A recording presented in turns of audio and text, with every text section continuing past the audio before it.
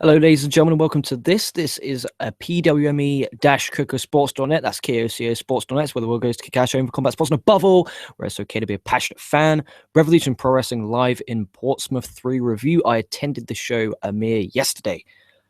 Oof, exciting times it was. I enjoyed myself a lot. Went with one friend, and we met two other people there. It was a very good time. I enjoyed it in Portsmouth. It was a 1-hour train journey. I had a great time.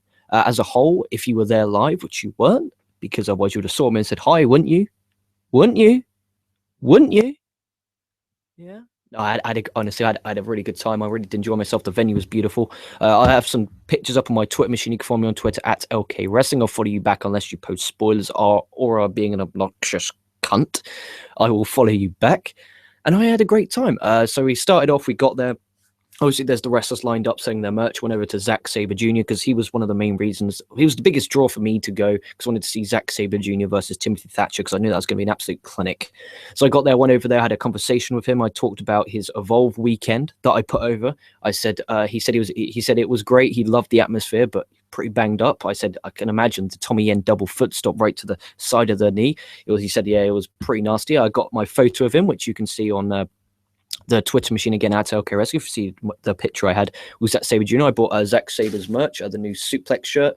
Really nice shirt. Only cost me £15. Didn't charge me for the photo. What a nice gentleman. He could have charged me.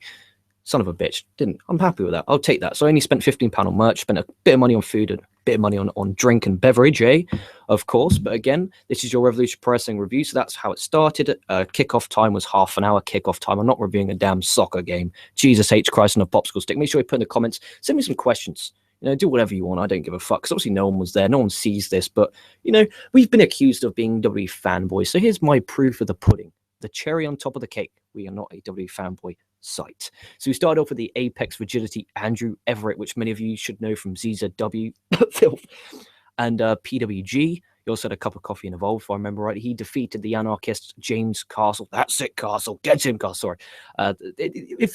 What happened was, I remember I've seen this guy called Mad Dog. He's in the worst match of the night, Mad Dog, by the way, Brian Quinn. His name's Mad Dog. He comes out going, hoo, hoo, hoo, like he's fucking hysterical.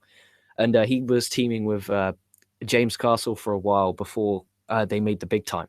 And he would there, that's it, Castle. Get him, Castle. Go on, Castle. So every time we see Castle, me and my friend, we always sit there and we just rib him for it. It's absolutely insane. But it was an okay match. Everett got the win with the shooting star press, if I remember right. He teased that a few times. He did a nice dive he did a moonsault off the top to the floor. That was beautiful. Great fast-paced opener, set the tone of the evening. But one thing, again, okay, now this was one thing. I was really shocked because obviously this show was very heavily advertised on Zack Sabre Jr. versus Timothy Thatcher, a triple threat match between Will Ospreay, Marty Scurll, and Pete Dunne, and also, the Andrew Everett and James Castle match. So there's three, internet indie darling shows that myself and my friend would want to go watch. So when we got there, I was so shocked with the amount of children that were at this show. I was actually irritated by the amount of children that were at the show, because if I knew this was a family-friendly, like, oh, bring your children, please bring your children, as many children as possible, I wouldn't have attended. I would say the audience was split 50-50, maybe 60-40, but I don't want that many children there. If I wanted to go to a children's show, I'd just pop down the road to my local event and just watch with the children, but I'm not. I'm a professional wrestler. I had that. I experienced that when I was younger. I've now moved on with my life. That doesn't appeal to me. And don't say WWE is a family-friendly show, because it's not. It's really not. It really was frustrating, because obviously, like, for instance, we started a Top Knot Wanker chant, or tried to anyway, and the parents in front looked at us weird, and you couldn't chant up, you fucked up, if they mucked up. You couldn't chant holy shit when Andrew Everett hits one of the beautifulest shooting star presses you've ever seen in your life, and a moonsault to the floor. Like, you couldn't chant holy shit. And there was 2 matches in here that were aimed at children. Out of a card of 6 matches, 4 of them were aimed at adults. 2 of them were aimed at the children. Now, I understand it's a business. This wasn't a big show, okay? This was just, hey, look, we have a show in Portsmouth at the Portsmouth Guildhall, nice little building. Let's get that there. But if they advertise this as, it's going to be a great family show, I would have known from that line to not turn up. Like, that may sound fucking ridiculous and stupid, but if you saw how many children were there, it ruined my enjoyment, because the atmosphere, when you go to a WWE event, the atmosphere is, let's go, Cena sucks. And then this is also like really low pitch. Even TNA is like TNA. And then imagine going to an event where you got Zack Sabre Jr., Timothy Thatcher. There was like, at the end of the match, I know I'm breaking it down in the wrong order. I digress, and I don't care. At the end of the match, there was about 6 of us in that, about 10, I lied, 20 people, I'd say, that's a rough estimate, stood up and gave a standing ovation. No one else gave a fuck. And it was really weird. The atmosphere was really weird. Like, they were chanting, like, screaming, and little children were screaming. It wasn't the best crowd I've ever been a part of, if I'm going to be honest. But I tried to focus and enjoy the show as much as possible. And this was an enjoyable match. You have the Prince of Mumbai as Rishi Ghosh and Lord Gideon Grey. Lord Gideon Grey is basically, he's doing the Triple H gimmick back in WCW. Was Paul Levesque. I thought it was really funny. He come out, he got some great heel heat. Curtis Chapman looks about 10. No muscle to him at all, but is good for his character. He's proper white meat babyface, like probably one of the best white meat babyfaces I've seen in my life. Like, the guy's a twig. The parents, the women were behind him, the children were behind him. I myself, I just sat there and I tried to enjoy it as much as possible. But this was one of the matches aimed at the kids.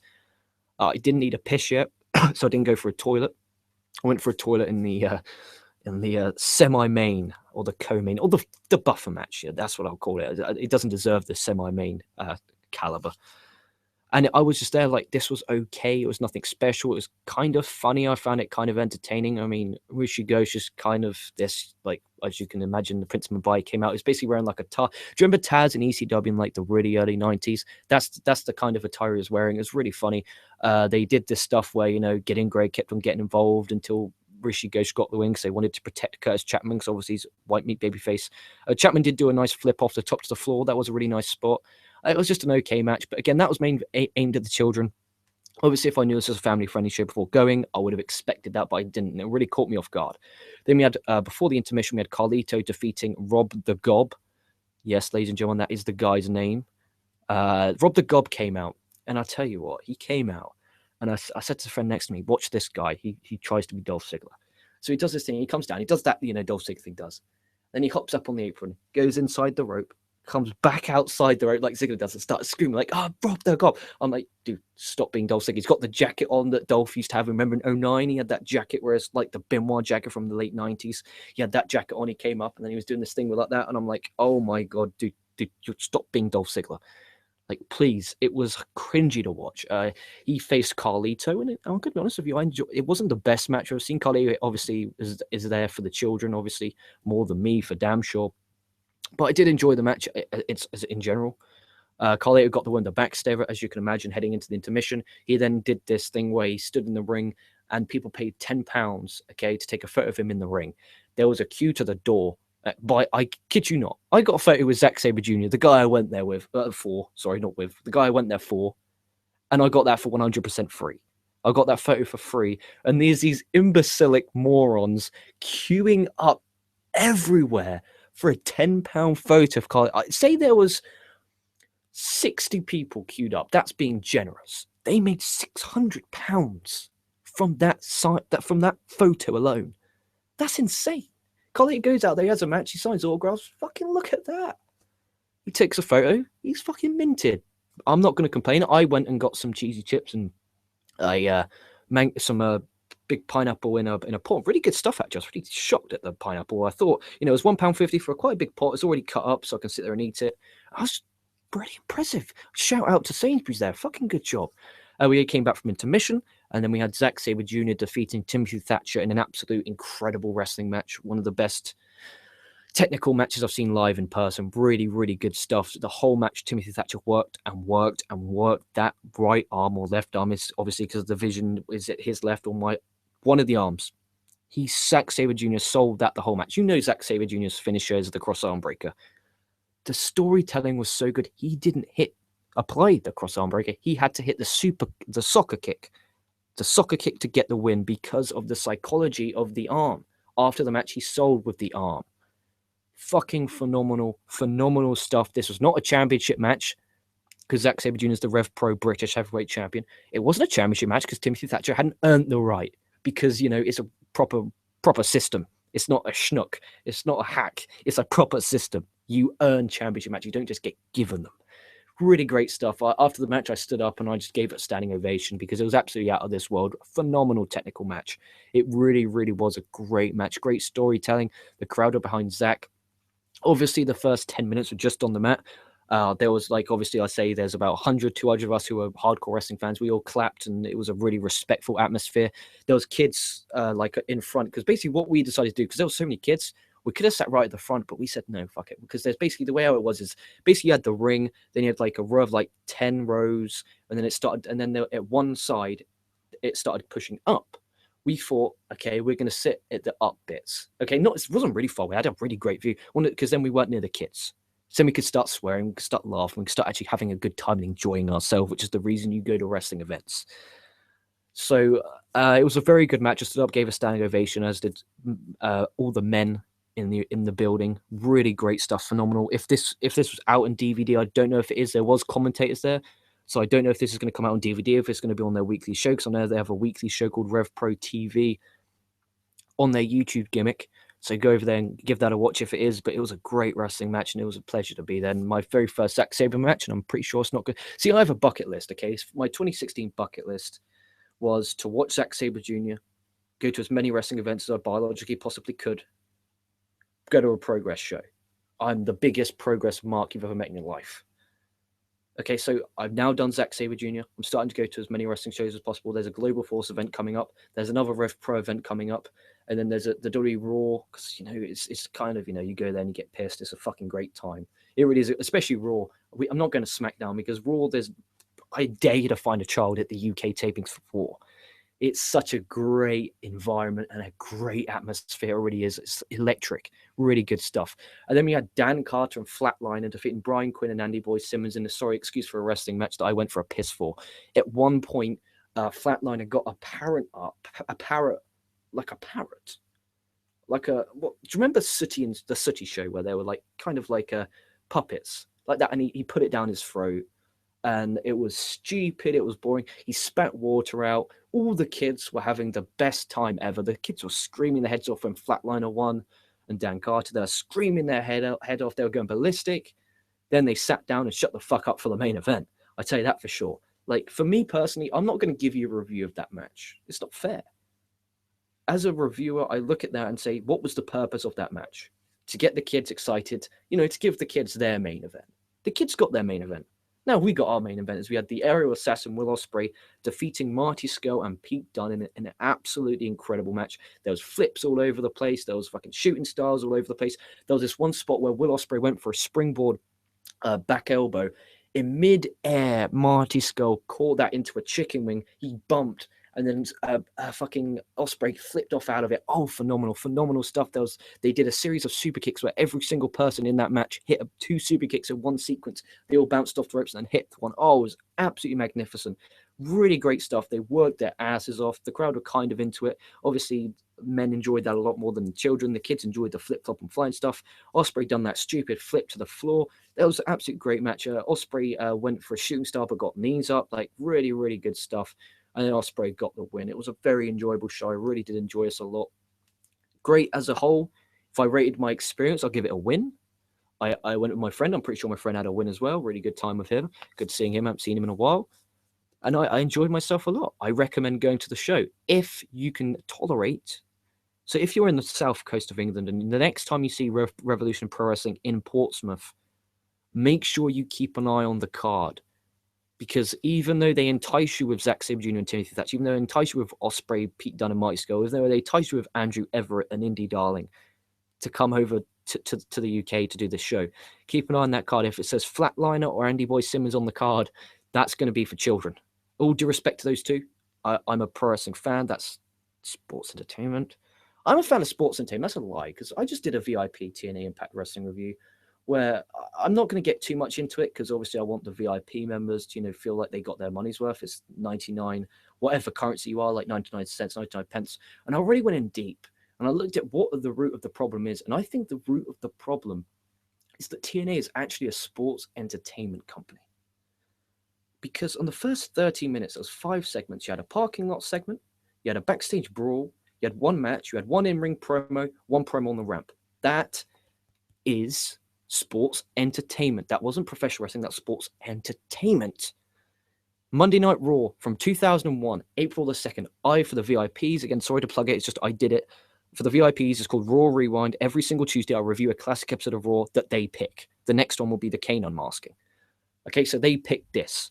What they wanted, they get. That's the way the VIP gimmick works. It's all about you guys, the VIP members, and I love them all to death. And I'm really happy that the amount of subscribers we're getting and growing at a good rate. And fingers crossed, you guys listen to this can give it a check out. 14-day free trial. Don't like it, cancel it. You know, I'm even uploading archives from the old VIP site. I digress. The point I was trying to make is TNA Sports Entertainment. TNA as a sports entertainment company, I enjoyed that episode of Impact a lot more than this week's Raw, a lot more than last week's Raw, a lot more than the Raw before. So if you actually look at it, TNA is actually better at being a sports entertainment company than WWE is, but TNA is not the alternative. Okay, TNA is not the alternative. Don't you dare even comprehend saying that it's a wrestling company, because it's not. It's a sports entertainment company. I enjoy some sports entertainment, and it was good. I'm gonna get some live comments if we have any. Also, there was a fucking funny little rant, and I mean funny rant, on fucking what was it called? We had an absolute hilarious rant, ladies. Get some live comment. Oh, sorry. We had an absolute hilarious rant on TNA's website. Where have you been, okay? Basically, I've been doing my VIP gimmick, and I was at a wrestling show one night. You guys doing a fast day prediction? Yes. Did you watch SmackDown? Going to do that soon. Are you doing another podcast for VIP? Yes. My God, Sasha Plus. Oh, dude. Crazy Jerry, I'm here, but I feel like shit. I just had surgery today. I hope everything's good there, Crazy Jerry. Good listener to the show. Raymond Stanley, damn, I missed the NXT review. Dude, that's why the on-demand gimmick's there. Where's the TNA hat, LOL? The TNA hat I used during the TNA review, and it was fucking funny. Should Reigns or Ambrose turn at Fastlane? Ambrose should turn. It makes 0 sense, and I mean 0 sense for Roman Reigns to turn heel, because he's gonna get booed. Sorry, Dean Ambrose. Sorry, no need for Dean Ambrose to turn heel, because Dean Ambrose is gonna get cheered if he takes out Reigns. Cheered if he takes out Ambrose. Reigns, if you turn Reigns heel, that's smart, because he's going to get booed for taking out Ambrose because he's a fan favorite, but they won't do that. Raymond Stan usually pay $1 to get a blowjob from women. But imagine, so all these shows, all these times that, I've given you entertainment, women, that blowjob might last 5 minutes. The amount of content that's going to go and keep going on there, and especially you, Raymond Stanley, the king of commenters, the king of live commenters. You get specific shows dead. For instance, Raw Rewind, okay? Raw Rewind, some guy, every single Tuesday, I'll review a classic episode of Monday Night Raw. Some guy wanted the Kane episode reviewed. Next Tuesday, I'll be reviewing the Kane episode. It's the People's Channel. One truly free. Where's Loki? LOL, he's a sack of shit. Do you like EC3 this week? Yes, it was absolutely incredible. Check out my Impact review on the VIP section. I don't want to give it, because obviously if people paid for the VIP, I kind of don't want to come on here and just tell you what I said, because it's not fair. It's really not fair on the people who support me, and I thank them for supporting. And I thank you for supporting this channel. Make sure you like, comment, subscribe to this channel. Make sure you head over to ProWrestling.me. It's 110% completely free, that is. Sign up and get talking, get active, get moving. I updated the news today on there. KocoSports.net. That's KocoSports, where the world goes to kick ass over combat sports. And above all, where it's okay to be a passionate fan. All in all, I had a great experience at the event, and I'm looking forward to going again to another Rev Pro show. That's my second Rev Pro show ever. And I'm going to go to one in Reading. It's called Epic Encounters. It's got Roderick Strong, Michael Elgin, Zack Sabre Jr., Marty Scurll. It's got a great lineup, and I'm really looking forward to that. Global Force in London as well. Really looking forward to it. Good time to be a wrestling fan. Like, comment, subscribe. That being said, this has been LK. I'm about to go film Daily Dirt with Booms for the VIPs. So head over, sign up over there. It's 99 pence, 99 cents, whatever the fuck it is. And if it's not available in your country, hit me up on Twitter at LK Wrestling, or hit up in the comment section where you live, because I have to enable it, because Google, for some reason, doesn't let you just type in £1 or 99 pence and convert it worldwide. No, you have to do it solely, and it's fucking irritating. But thank you very much for listening. Hope you had a good time. I enjoy myself. Stay safe, stay well. This has been LK, and I'll catch your asses down the line.